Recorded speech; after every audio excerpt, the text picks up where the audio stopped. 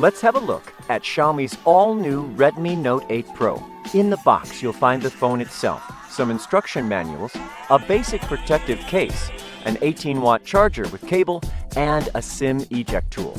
Redmi Note 8 Pro features a 6.53-inch dot-drop display with front and rear Corning Gorilla Glass 5. It's built to prevent daily wear and tear. The glossy frame and curved rear back cover are designed to be incredibly comfortable in hand.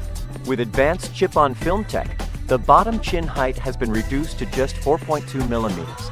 The fingerprint sensor is located below the camera in the same frame, giving the sensor a subtle look. Unlock, lock, unlock, lock. The glass rear coloring has a linear reflection effect, and here you'll find 4 cameras: a 64-megapixel ultra-high-resolution wide camera, an 8-megapixel ultra-wide-angle camera, a 2-megapixel macro camera, and a 2-megapixel depth camera. The quad camera could basically satisfy all your needs for photography. Now, let's take a look of how good they are. First, why does 64